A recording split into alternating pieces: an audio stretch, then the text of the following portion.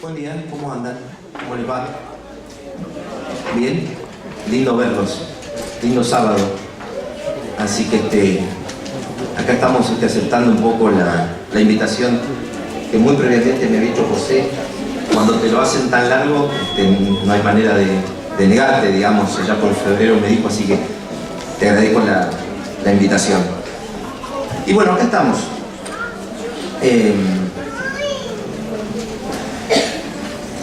¿Qué podemos ver en esta mañana? Cada vez que, a veces, no siempre, uno toca hablar del frente o de una predicación, uno siempre pregunto, ¿qué se puede decir que no se haya dicho? Un pueblo con tanto conocimiento, con tanto manejo de la palabra de Dios, uno dice, ¿qué se puede decir que no se haya dicho? Pero bueno, todos tenemos el límite físico de la palabra de Dios y tal vez estén seguir desarrollando temas y buscarle miradas y profundidades diferentes, ¿no?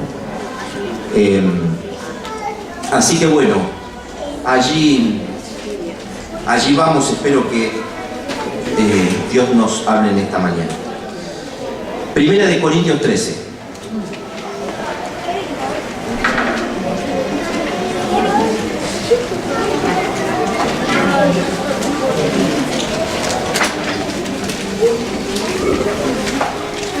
Primera de Corintios 13.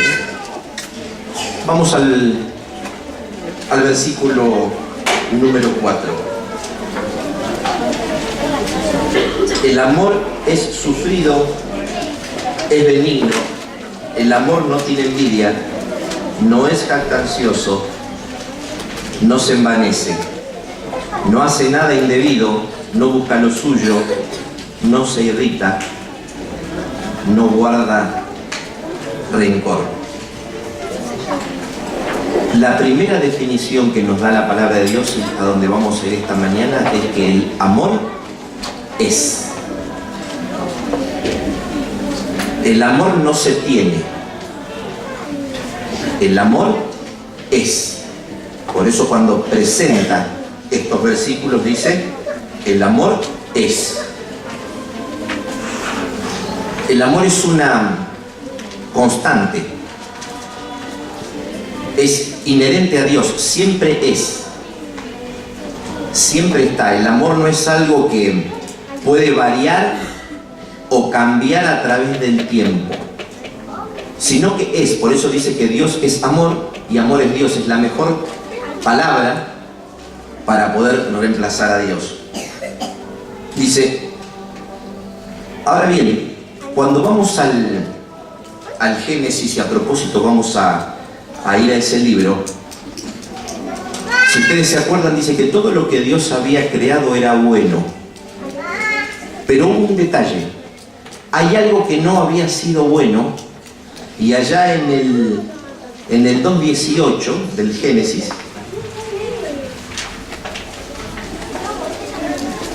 en el libro del origen, algún día alguien me dijo, si está en el Génesis es porque está en la palabra de Dios, ¿no? En el origen, ¿no? Todo lo que se gestó ahí perdura. Y dice el 2:18, y dijo Jehová, no es bueno que el hombre esté solo, le haré ayuda idónea para él. Es la primera vez perdón, en la creación que Dios, hay algo que él dice a sí mismo no es bueno. Hasta ahora todo lo que había hecho era bueno. ¿Y saben qué? El antónimo del amor en la Biblia, en la palabra de Dios, lo opuesto, no es la envidia, no es la arrogancia, no es el orgullo. Todos pueden ser, pero lo contrario al amor en el Espíritu de Cristo es la soledad.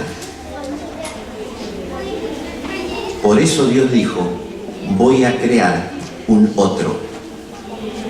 No podía haber amor si no hubiera habido mínimo un otro. Dos personas. Por eso Dios, cuando revisa, dice, hay algo que no está andando bien. Amar, para amar, se necesita un otro. Y como leímos recién, no busca lo suyo propio. Nunca un amor puede tener intencionalidad, por más santa que fuese. Porque en cuanto el amor tuvo una intencionalidad, ya deja de ser amor. Hay interés. Por eso el amor, que es Dios, el amor es.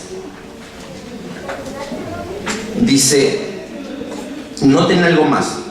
Vamos a Génesis 1:26.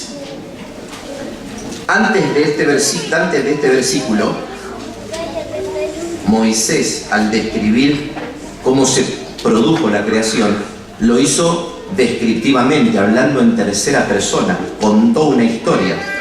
Pero fíjense cuando llega al versículo 26, dice, entonces dijo Dios, y ahí Dios sale a escena, y Dios dice, hagamos al hombre a nuestra imagen.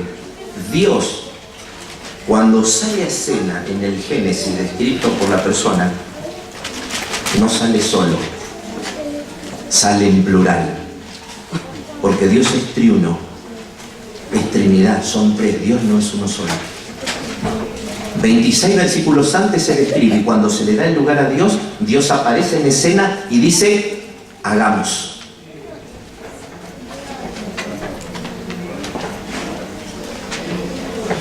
Del versículo 21, un poquito más atrás, cuando Dios había creado el cielo, la tierra, el mar, y a partir del 21 en adelante, hasta antes de crear al hombre, cada vez que Dios crea muchos, crea varios. No creó un rinoceronte, una jirafa o un elefante, ¿no?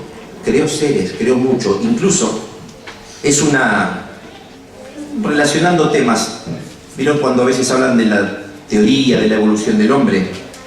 ¿Y qué muestran a veces? Un hombre primitivo que anduvo solo durante mucho tiempo y camina y va y se arrastra hasta que vino otro. Bueno, ya desde ahí vos podés explicar que eso no es de Dios, porque Dios cuando se presentó en sociedad habló en plural, y después de crear uno, para que el amor esté completo, creó un otro. Amor es que haya otro. La ausencia del amor es la soledad.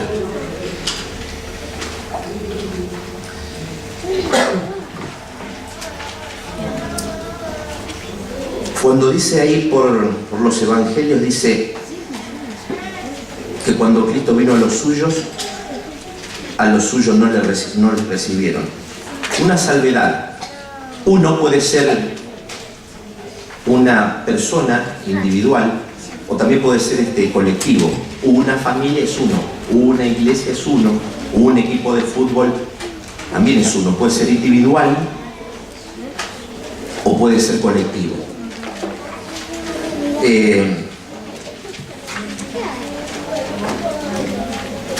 Cuando uno va y mira, y como estamos estudiando la lección de este trimestre maravillosa, ¿no? Con Roberto Badenas, que de esto sabe mucho, Dios nos dice que desde que nació, y Lucas es el evangelio ahí en el capítulo 2 que más muestra de la niñez de Jesús, dicen que fue circuncidado al 8º día y fue llevado al templo. Ahí en el capítulo 12, de los evangelios, quien muestra mucho más acerca de la niñez de Jesús, hasta que decía que Jesús crecía en gracia y sabiduría para con Dios y los hombres, para los otros. Para con Dios y para los otros. Jesús se crió en la sinagoga, se crió en la iglesia, en su casa, participaba de las actividades, de los ritos, de las liturgias. No siempre estuvo de acuerdo Jesús con las tradiciones de la iglesia hasta en su momento, ¿no? Ahí en la lección número 3 hablamos de tradiciones. Bueno, si alguno tenía claro o no que eran las tradiciones, ahí se puede haber visto bien. Es más, hace una semana atrás o dos decía que cuando a Jesús le quisieron cobrar en el templo, Jesús dijo que a mí me van a cobrar. ¿No? Le quisieron cobrar un dinero por ir al templo. ¿Y qué dijo Jesús? Bueno, Pedro, andá, agarrá el pescado aquel, pescalo, y adentro fíjate que hay una moneda y dale al señor que me quiere cobrar dinero. Le enseñó a Pedro a trabajar, Miren, si Jesús hubiera hecho así, salía el dinero, los ojos de Pedro, dijo, chao, me faltaba, hacemos así, tenemos plata. Entonces lo mandó a trabajar a Pedro, ¿no? No siempre estuvo de acuerdo Jesús con las tradiciones, solo que muchas veces las respetó para no ofender a los demás. Las respetó para no ofender a los demás. Y así creció. El abuelo de Gamaliel fue su instructor. Estudió en el Sanedrín, estuvo con escribas, con fariseos. Pero noten algo. Sin embargo, después de toda la formación que Cristo tuvo en la iglesia, cuando Él tuvo que armar su propia iglesia, no eligió absolutamente nadie de las personas de la iglesia del momento. ¿Nunca se pusieron a pensar eso? No eligió a nadie, no eligió ni al abuelo de Gamaliel, no eligió ni a Nicodemo, no eligió ni a los saduceos, ni a los celotes, ni a los fariseos, habiéndose instruido y habiendo aprendido con ellos. ¿Y qué será? Con aquellos que habían compartido toda su instrucción bíblica, que seguro era buena porque de ahí también vino la formación humana de Jesús. Dice que pasó toda una noche orando, en el Evangelio de Lucas, toda una noche orando con la responsabilidad de elegir 12 personas en primer lugar. ¿Y cómo eran esas personas? Y las conocemos, no nos vamos a detener, están del vulgo. Algunos judíos, otros emparentados, un publicano, todos pecadores. No tenían una asistencia regular a la iglesia, el sábado no les era fin, no mataban corderitos, estaban. Ahora vamos a ver, ¿por qué será que Jesús no eligió a ningún miembro y a ningún dirigente del momento? Primera de Juan 2:6.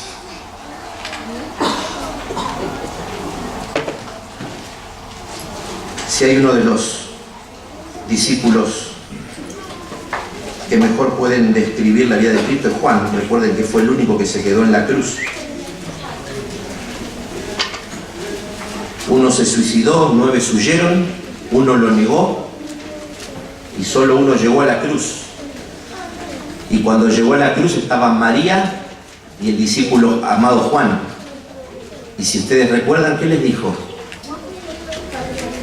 He ahí tu hijo, he ahí tu madre, he ahí hay otro. Hay otro. A María le dijo, hay otro. Y a Juan le dijo, hay otra. Primera de Juan 2:6. El que dice que permanece en él debe andar como él anduvo.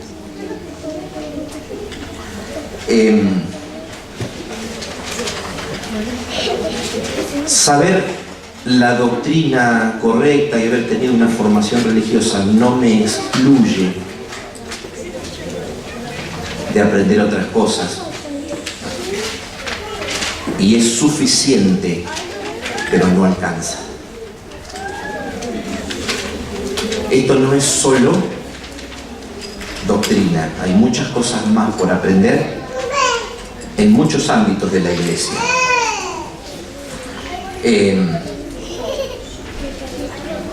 ¿Y qué hizo Jesús? ¿Qué es andar como él anduvo?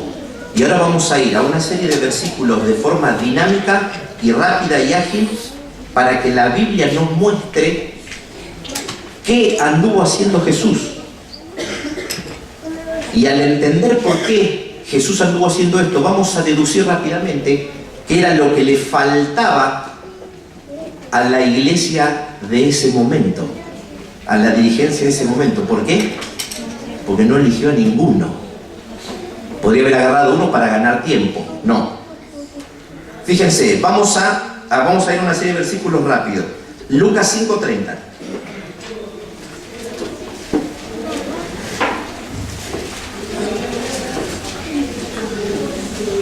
tanto Cristo como las personas de la iglesia tenían su instrucción. Vamos a ver, dice que permanecer en él es andar como él anduvo. Lucas 5:30. Y los escribas y los fariseos murmuraban contra los discípulos diciendo: ¿por qué coméis y bebéis con publicanos y pecadores? 7:34. Lucas. Vino el Hijo del Hombre que come y bebe y decís: este es un hombre comilón y bebedor de vino, amigo de publicanos y pecadores. Si nosotros no entendemos estos dos versículos y de lo que viene de acá para adelante, correríamos la misma suerte que los dirigentes del momento. Jesús se juntaba con la gente y se mezclaba con la gente. Era esencial andar como Cristo anduvo. Es imposible ser cristiano. Es imposible ser cristiano si no reconoces que en la vida hay otros. Si no haces visible al que no conoce, si no lo mirás, si no te sentás, si no compartís tiempo. Dice que a Jesús muchos le decían: vos debes ser un borrachín como esos, vos debes ser esto, vos debes ser aquello. Nada de eso interrumpió la vida de Jesús. Y acá quiero hacer una salvedad. Claro que en la Biblia, porque a veces uno puede enseñar una cosa o puede enseñar otra. Claro que en la Biblia muchas veces Dios al pueblo de Israel le dijo: muchachos, no se junten, muchachos, no hagan esto, no con los filisteos, porque llegaron a ser situaciones hasta inmorales. Hay muchas situaciones. Yo como padre también lo pienso y digo: no, mirá, a ver qué le digo a mi hijo, si puede ir a estar con tal o cual persona. Todo eso es lógico, pero una cosa no excluye la otra. Solo que nosotros estamos a veces muy sujetos por el temor e inseguros de nuestra propia relación con Dios. Entonces lo primero que hacemos es nos encerramos en nosotros mismos, o en mi hogar o en la iglesia, o en una iglesia o en un hogar, porque dijimos que el uno también es colectivo, no solo es individual.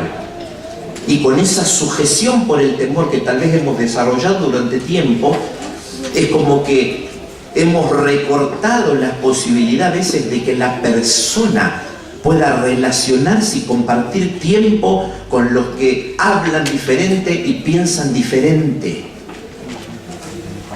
¿Ustedes no creen que cuando Jesús estaba con esta gente, la gente no hablaba cosas vanas, cosas disparates? Claro que sí, pero no por eso Jesús dejó de ir y no por eso Jesús lo hizo. ¿Saben por qué? Porque Jesús tenía claro a qué iba. Cuando Jesús dijo que vayan a las personas, ahora vamos a ver una serie de versículos más, y lo que quiso decir es que es imposible entender ser cristiano si no te das cuenta que hay un otro y que el otro es diferente. Y que el otro tiene otro lenguaje, que el otro piensa diferente, que el otro tal vez se vista diferente. Pero en estos dos versículos, Cristo estuvo con ellos y fue adjetivado como uno de ellos. No creo que a Nicodemo o a Gamaliel lo hayan adjetivado de juntarse con los publicanos y los pecadores. Juan 4:7.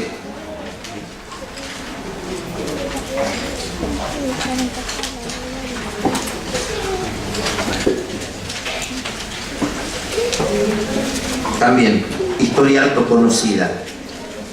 Un solo versículo, Juan 4:7. Vino a una mujer de Samaria a sacar agua y Jesús le dijo: dame de beber. ¿Cómo rompía Jesús con esa persona, con ese prejuicio? ¿No? Jesús es como que momentáneamente se rebajó un poquito para pedirle un favor. Uno cuando pide un favor a alguien, en la lógica es como que uno está diciendo: dame ayuda porque tenés una ventaja que yo no tengo, una cosa así. Y Jesús acá, ante una persona pecadora, para ganar su amistad, para juntarse con ella, se pone en una situación de decir, ¿me da de beber? Sorprende a la mujer. Nunca un religioso se le había acercado a decirle, ¿me da de beber? Marcos 1, 40 al 42.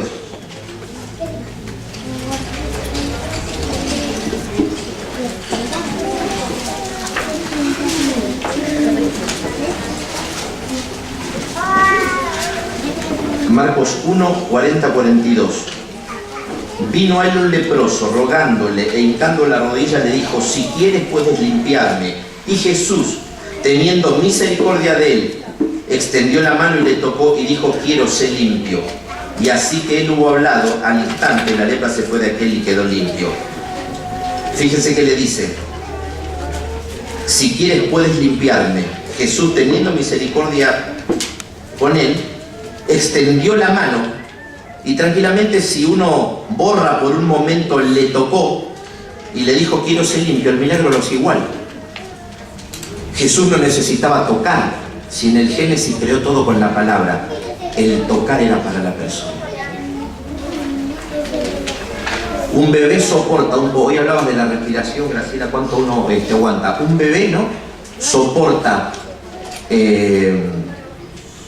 un bebé soporta mucho más el hambre que la falta del abrazo del padre y de la madre. Soporta mucho más el hambre que el abrazo de una madre. Jesús tocó, fue, estuvo, compartió y abrazó. Tocó. Podía haberlo evitado, no lo evitó. Lucas 19, 5.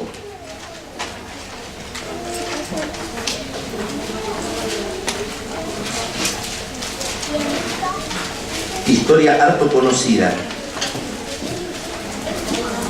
Cuando Jesús llegó a aquel lugar, mirando hacia arriba, le vio y le dijo, Zaqueo, date prisa, desciende, porque hoy es necesario que pose yo en tu casa. Otra persona marginada de la sociedad. Marginado no siempre es sinónimo de pobreza. Leví, Mateo y Zaqueo eran dos personas que en sus negocios, tal vez no tan espurios, tenían una buena posición económica. No siempre es sinónimo de marginalidad económica, pero aún puede ser desechado por la sociedad. ¿Y qué le dijo? Es necesario que pose yo en tu casa. Jesús le podía haber dicho lo que a veces uno automáticamente dice, que es, che, vení a la iglesia porque hace mucho que no venís. En cambio Jesús optó por decir, voy a tu casa. En la casa hay una cena, hay intimidad, hay tiempo. Yo tengo que dejar mis intereses para moverme. Cuando yo invito a alguien a la iglesia, ya vengo, es fácil. Ya vengo, viene, no hay sacrificio. No hay sacrificio. Lucas 10, 38.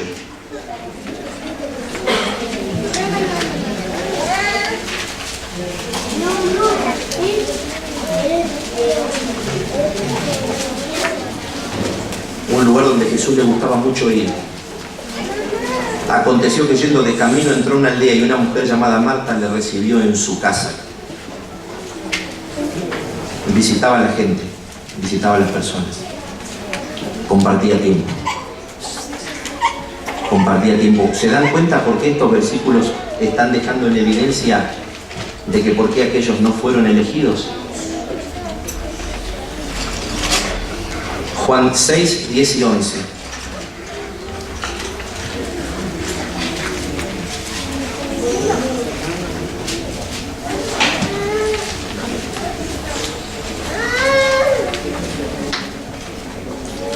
Historia muy conocida también, y dice, entonces le dijo Jesús, no a sus discípulos, vinieron, buscaban a Jesús, se amontonó la gente, amaba tanto a Jesús la gente que no le importaba ni siquiera el hambre, ¿no? Por fin alguien que me habla de Cristo, que sana mi vida, decía la gente, ¿no? Hacer recostar a la gente, y había mucha hierba en aquel lugar, y se recontaron como el número de 5.000 varones. Y tomó Jesús aquellos panes y habiendo dado gracias los repartió y los discípulos se entregaron, ¿no? Este es verdaderamente el profeta. Primero los recostó, después les dio de comer, después les predicó. En cada una de estas situaciones lo que Jesús hacía al acercarse a las personas era tratarlas bien. El trato fue la estrategia más impresionante que Jesús usó para revolucionar a la humanidad. El trato. Tratando así, dejó en evidencia a los que no trataban así, aunque sabían mucho de doctrina. Tratando así como trató a la gente, Dios marcaba el camino de lo que es andar como Él anduvo. La estrategia más extraordinaria que Jesús empleó fue la del trato. Y a partir del trato Jesús satisfacía las necesidades de la gente. Por eso los hizo recostar, les dio de comer, por eso a la mujer en el pozo le levantó la autoestima. Tenemos las bodas de Caná, cuando Jesús genera jugo de uva y le quita vergüenza al anfitrión. Al anfitrión se le había acabado el jugo de uva, ¿no? Mirad todos esos detalles. Vos sabés que cuando Jesús sana al paralítico en Betesda, Jesús estaba en una fiesta. Lo habían invitado a una fiesta. Pero Jesús, como está siempre atento a las necesidades de los demás, mira a la persona más que a la multitud, sale para sanar al paralítico. ¿No sabés cuando la persona se da cuenta de eso y percibe eso? De lo que significa el carácter de Cristo, de salir de un lugar para ser salvado y sanado. El trato, la relación, la búsqueda. Y cuando lo adjetivaron y le dijeron, pero vos sos como uno de ellos, no le interesó. Hermanos, no es difícil juntarse con la gente, lo difícil son mis prejuicios.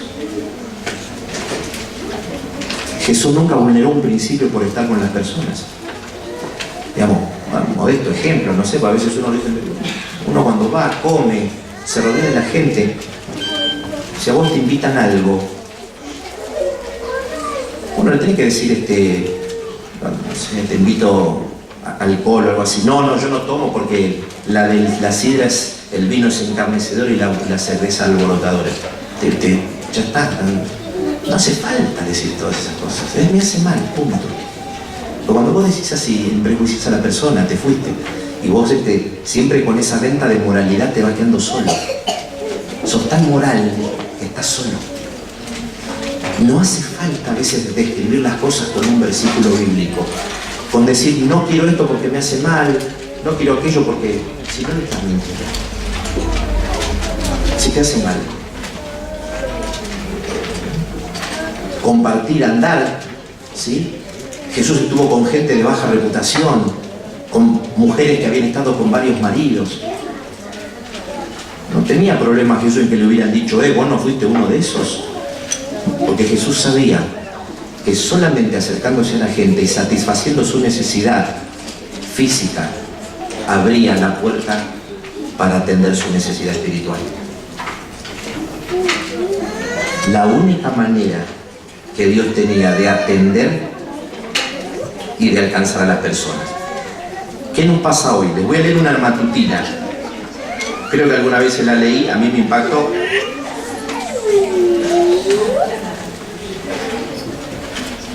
Esta es Tras sus huellas. Creo que hace 4 o 5 años tiene la matutina esta, ¿no? Miren lo que dice.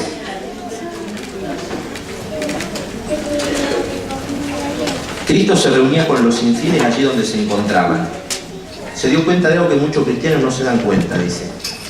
Según se ha podido contar a partir del registro de los evangelios, los cuatro, Jesús actuó directamente en la vida de 132 personas. Estudió, hizo un número exhaustivo. 6 de ellas estaban en el templo, 4 en la sinagoga. ¿Y el resto dónde estaban? Afuera. Para los que les gustan los números, 10 sobre 132 es el 7%.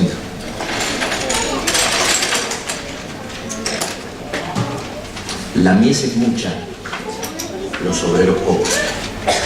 La mies es mucha. Solo que cuando nosotros evitamos vivir como Cristo vivió, solo estaremos atentos a la persona que tiene una inquietud religiosa y que es apta para en 24 horas darle un estudio bíblico. ¿Se entiende? Pero son los menos. Cuando Jesús describe la manera de relacionarnos con las personas, nos está diciendo que esa manera es la que más chance te da de comunicarte y hablar con muchas más personas. Porque si vos te dedicas solamente al que tiene una base religiosa, porque vino de otra iglesia o porque tiene una ansiedad por una doctrina o algo, te vas a quedar en un número reducido de gente. Limitas tu capacidad, la capacidad de Dios, y no pasa otra cosa que frustrarte. Porque vas a ver y te vas a frustrar entendiendo como que si esto fuera muy difícil de hacer. Por eso en general, en las iglesias se bautiza el adolescente de 14, 15 años, el abuelito de tanto tiempo, y el crecimiento se da porque hubo 2 o 3 cartas de traslado. Eso no es crecimiento de la iglesia. Y en las iglesias se da eso, a fin de año, el adolescente, el viejito y la carta de traslado. Entonces ya somos 10 más. Eso no es el crecimiento de la iglesia.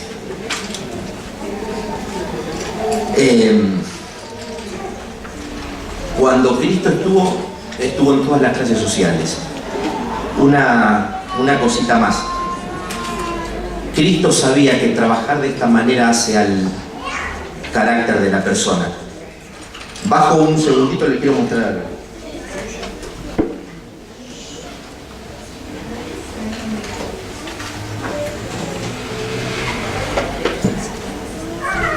Mirar un poquito de ahí, tal se oye. A veces uno se deja de cosas visuales para que... quiero que se entienda lo que digo, acá no es un motivo a veces es difícil predicar estas cosas en las iglesias donde uno es local, porque yo cuando te digo estas cosas me siento libre.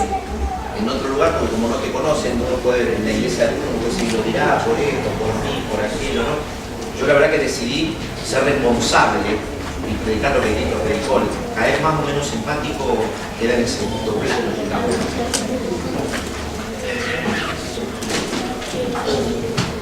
Cuando Cristo dice que hay un otro es porque la manera de generar el carácter de Cristo de tu persona es amando, es tolerando, es viviendo, es entendiendo y es haciendo. Cuando yo dependo de la evangelización solamente de una pantalla, de una computadora, de la radio, de la televisión, supongamos que fuera una pantalla de televisión, y digo, el evangelio se va a terminar y se va a predicar cuando depende de mi contacto con internet. Yo no sé dónde está el carácter de Cristo acá en la computadora. Pero que hay gente que a veces está tan fascinada últimamente por la tecnología que nos sirve, pero se sustituye a sí misma en la obra. Esto no muestra el carácter de Jesús, muestra el carácter de Jesús. El medio, la radio, la televisión, todo nos ayuda. Son puntos de contacto, pero la obra es personal. Porque es esencial del amor, está en el Génesis, es esencia. Es imposible no desarrollarlo de esa manera. Si Cristo hubiera estado hoy, sí, claro que se valdría de los medios, pero apenas serían un complemento. Si te conectaste con una persona a través de una red y la viste y le mandaste un mail, anda a verla. Porque la esencia no cambia. Estos son puntos de contacto que hoy están. Una radio, un libro. Cuando puedes regalar, si tú te regalas un libro, pues quédate a leerlo. Porque cuando vos te retirás de la situación, lo que estás haciendo es que estás anulando a vos mismo en la obra que Cristo quiere que hagas. Por eso la obra es personal. Cuando Cristo estuvo, el mundo conocido fue alcanzado. El mundo puede ser alcanzado si nos entregamos en las manos de Cristo y nos dejamos llevar con lo que Cristo quiere que haga. Amor, gozo, paz, paciencia, benignidad, bondad, fe, mansedumbre y templanza solo se obtiene cuando hay relación. Y la relación más primaria y la relación más ejemplar es la de un matrimonio. Por eso hizo dos. Porque vayas, hay que aprender a tolerar en un matrimonio y a compartir. No te casaste con una computadora, te casaste con un hombre o con una mujer. Eso que se vive en el matrimonio y que enseña y que uno va, es lo que se vive cuando estás en contacto con las personas. Pero ¿saben qué? Y ahora vuelvo. Hay tres justificativos que muchas veces damos. El del deseo de toda la gente dice: cada cristiano que nace es un misionero. No tiene nada que ver con los dones. No tiene nada que ver. No tiene nada que ver con predicar la salvación por obra. No tiene nada que ver. Y no tiene nada que ver con ser tímido o no tímido. No tiene nada que ver. Son las tres de las muchas excusas que damos constantemente y que terminamos haciendo. No es que quedamos mal con el de actividad misionera o con el anciano. Estoy anulando la capacidad que tú tienes de hacer en mí algo por otro. No vas a vivir ni experimentar nunca el gozo de hacer algo por otro y que Dios vea cómo sin nada Dios hace la obra. Parándote cara a cara con una persona, yendo sin prejuicio, sin nada, viendo orar y decir: acá estoy, Dios mío, vos me mandás, acá estoy, enseñame. Y ahí es donde se abre el cielo y Dios te guía y te dirige. No por una computadora, no por un libro.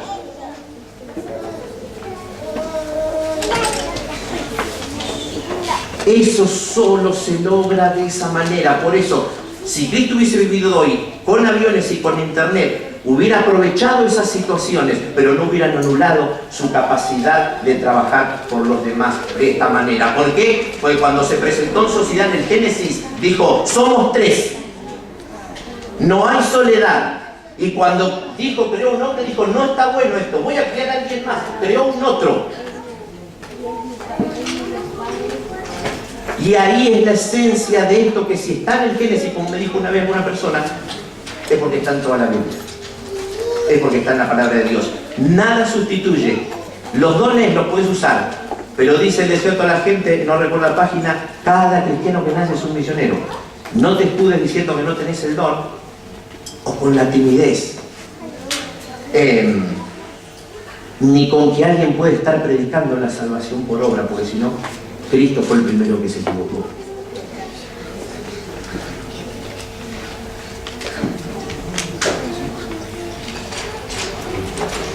Apocalipsis 12, 17 y 14, 12. Y así como fuimos al Génesis, vamos a ir al Apocalipsis.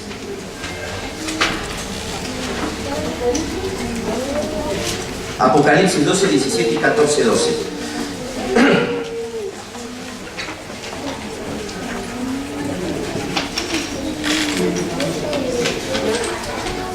Alguna vez me pasó, y a veces pasa, que estamos en la iglesia, hemos sido instruidos, así como Jesús fue instruido en la iglesia, y nos hemos muy quedado en una férrea a lo teológico, ¿no? Badenas lo explica muy bien, ahí en la semana decía: cuando uno solo vive, no robes, no mates. Lo explica muy bien en el libro complementario. Yo entiendo que los maestros de escuela sabática los leen, los escudriñan y comparten con la clase.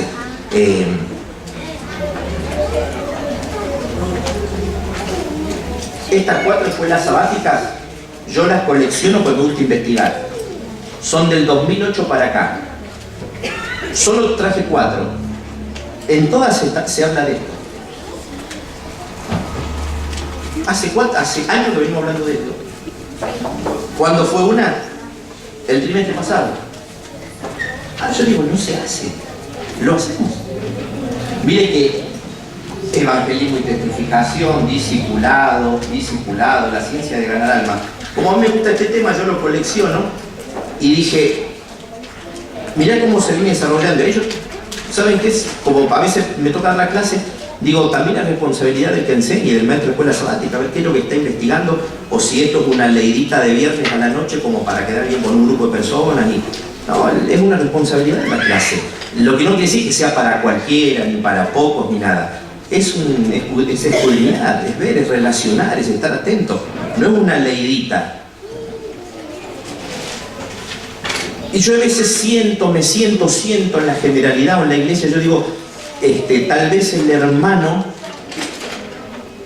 que se crió en la iglesia puede estar diciendo, bueno, los tiempos son los finales, no robo, no mato, no tomo vino, vivo, vengo a la iglesia, pero cuando venga la ley dominical, cuando la escuche, será tiempo. Y caemos en una especulación espiritual. ¿No? Será el momento, será, mientras vivo para mí, para mi vida, trabajo, busco mis logros económicos, trabajo, vivo pensando en mí, en uno. No, voy, vengo, total, moralmente estoy bien, digamos, nadie me va a levantar el dedo, vivo. No, y a veces uno dice, ¿y qué va a pasar? ¿Y cómo será? ¿Cómo llegará? Miren, todas las personas al momento de los tiempos finales vamos a llegar con información, pero no todos estaremos preparados. Todos vamos a llegar con información. Ahora vos decís, ¿y cómo va a ser si yo sé y no me preparé y ese día me da miedo? No lo sé, no lo dice la Biblia.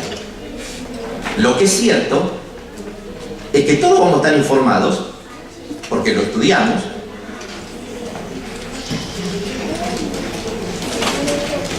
Cuando a uno le dan un título en un trabajo, en un estudio, el título que le dan del oficio o la profesión es al final. Pasó años, ¿no? Estudiando, buscando material. Pasó años, pasó tiempo. Y llega al final. Y a veces siento que esa manera de vivir que a veces tenemos parcial, nos hace especular tanto con eso que cuando llegue el momento no habremos estado preparados. Y será tal vez peor, porque estarán informados. Será curiosidad, susto. No lo sé. Miren lo que dice Apocalipsis 12:17, y ya vamos a ir con alguna cosita más concluyendo. Y esto es las realidades. Entonces el dragón se llenó de ira contra la mujer y se fue a hacer guerra contra el resto de la descendencia de ella, los que guardan los mandamientos de Dios y tienen el testimonio de Jesucristo. Y 14:12, damos la vueltita con los dos. Aquí está la paciencia de los santos, los que guardan los mandamientos de Dios y tienen la fe de Jesús. Roberto Badena lo explicó muy bien en el trimestre ahí cuando empezó el tema. Cada vez que se habla de mandamiento, no significan 10 mandamientos. Muchas veces sí, pero el mandamiento es la Biblia, todo lo que está en la Biblia. Cuando yo acá leo y digo,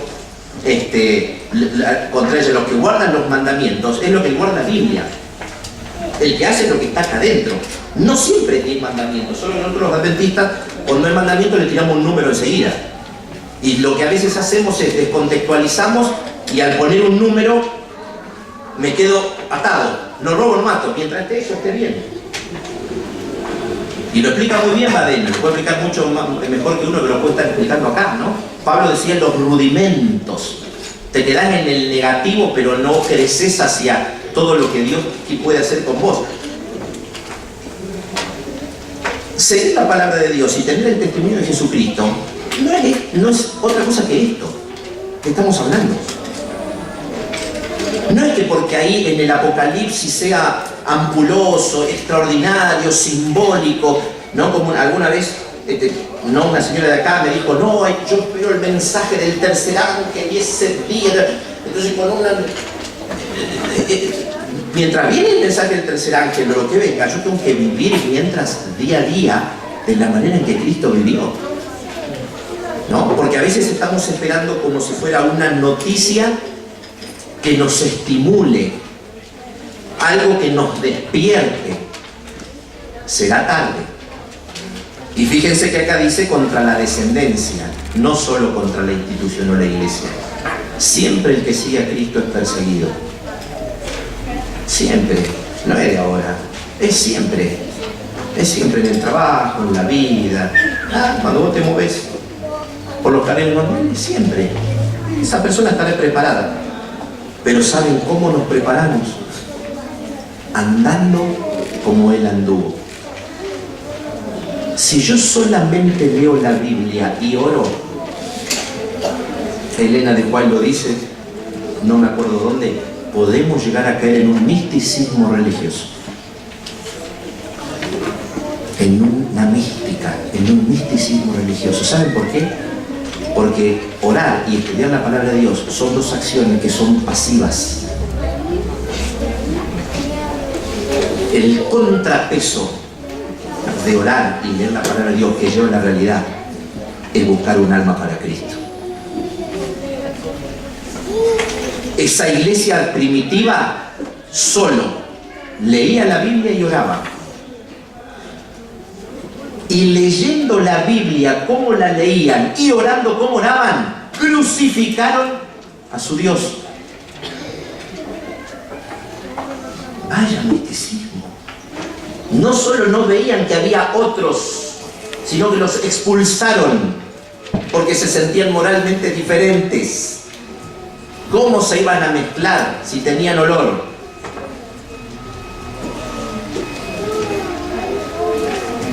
¿Te hubiera llamado Cristo si vos hubieras estado en esa época? ¿O hubieras sido uno de los no llamados?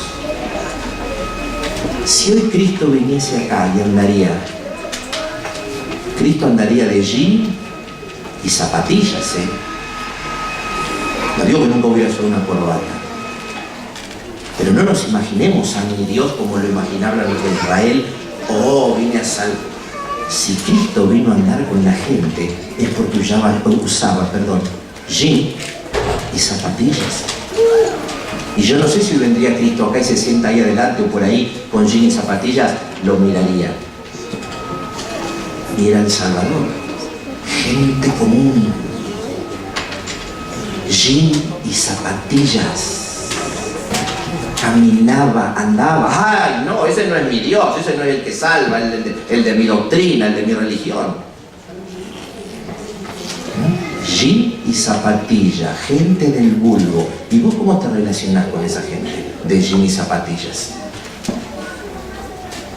No hay nada más lindo, hermanos, que cuando vos te pones con las personas, Dios te da facilidad para comunicarte con todas las clases sociales.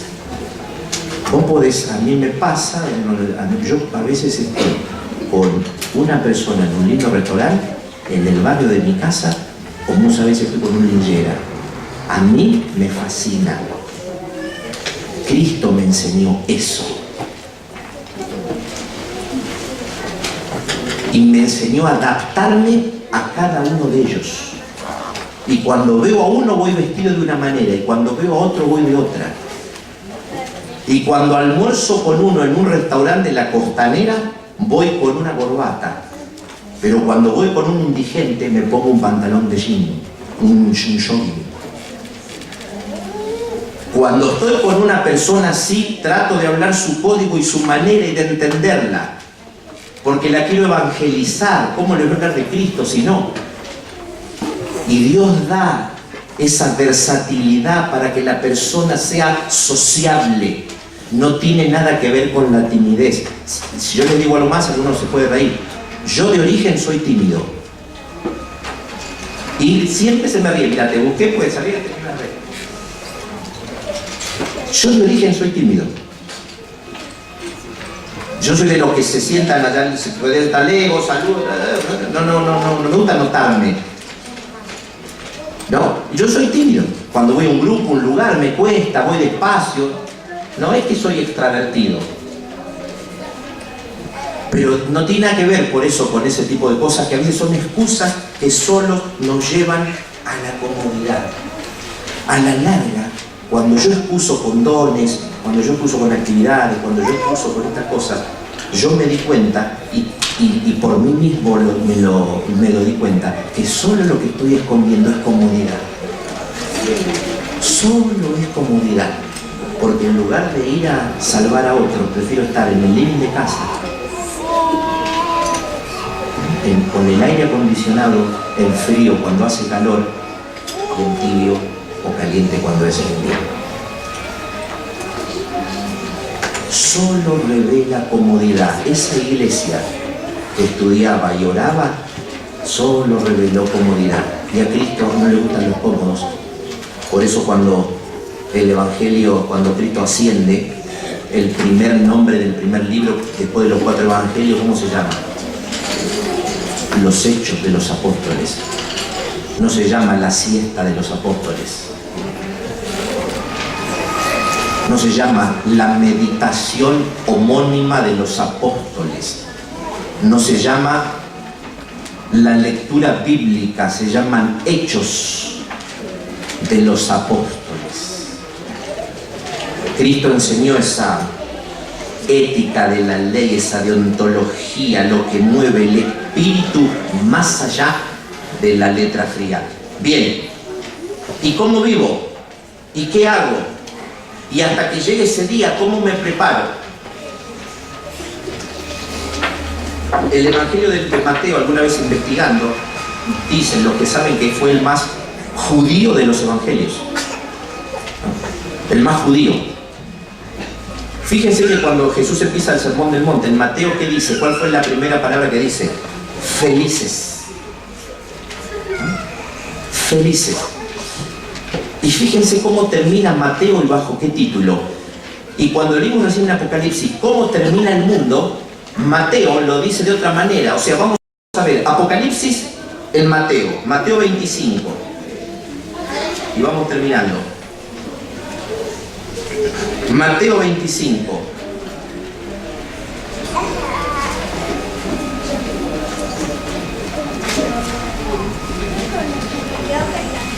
Alguna vez alguien me dijo, era tan extrema la posición del religioso de la época que Mateo 25 es como darle a un nene la papilla en la boca, ¿no? Bueno, la tarde digo, vamos a lavarnos los dientes, vamos a dormir, ahora cantamos, bueno, ahora te ponemos esta ropa. Yo confío en que cuando evolucione el tiempo ya no tenga que andar avisando estas cosas y él las haga solo, ¿no? Entonces es como enseñarle, Mateo 25 es enseñarle a un nene.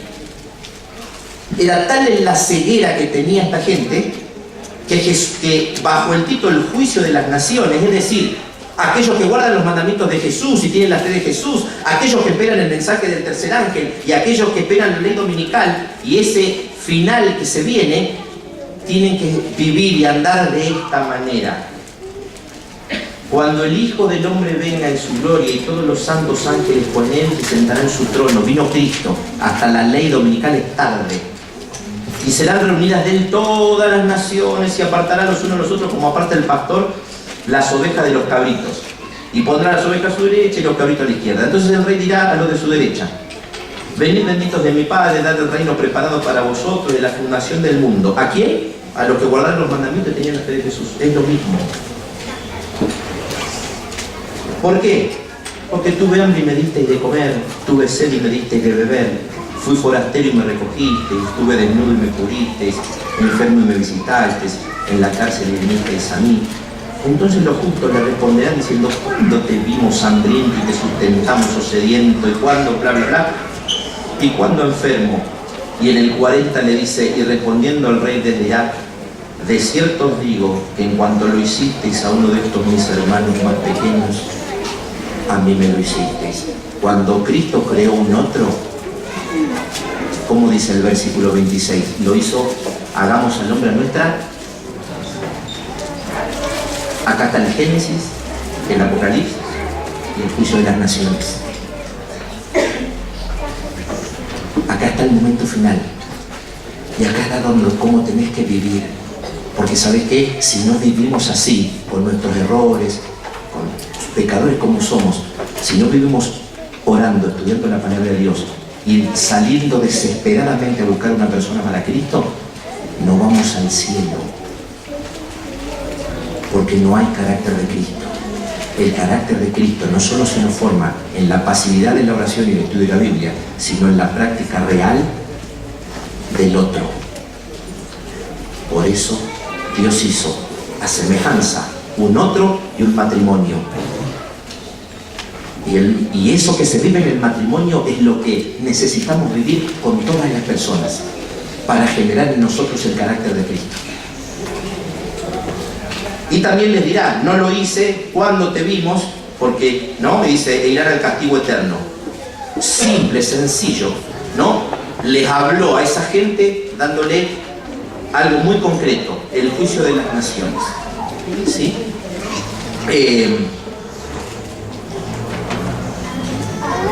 En la parábola de las ovejas, Cristo dijo que dejó las 99 y fue a buscar una.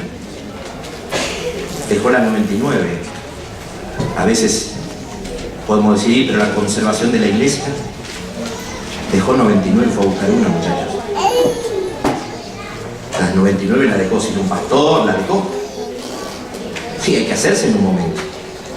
Hay que hacerse en un momento. Pero fue a buscar una. Esa una era tan importante como las 99. Pero salió, abrió la puerta de la iglesia y se fue a buscar.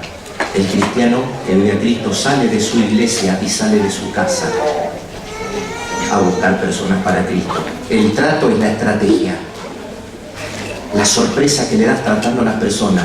¿Solo para qué? Para que una vez satisfecha la necesidad física, emocional, de autorrealización, esa necesidad superficial y latente, la persona esté abierta para hablarle de la necesidad espiritual, que tal vez ni él sabe que la tenga. Ese es el objetivo final. No solamente la sociabilidad, sino que esa sea la mano que abra la puerta para que la persona diga, ah, esto es lo que me hace falta. Si no, Cristo dijo que era imposible llegar a muchas personas, por eso vivió de esa manera y por eso anduvo de esa manera. Recuerden Mateo 25, siempre marca, cambia y me enseña que en vos está representado Cristo. El amor es otros, el otro también está afuera. Y Dios nos dejó cómo buscarlo. Es mi deseo y mi oración en esta mañana para todos. Muchas gracias.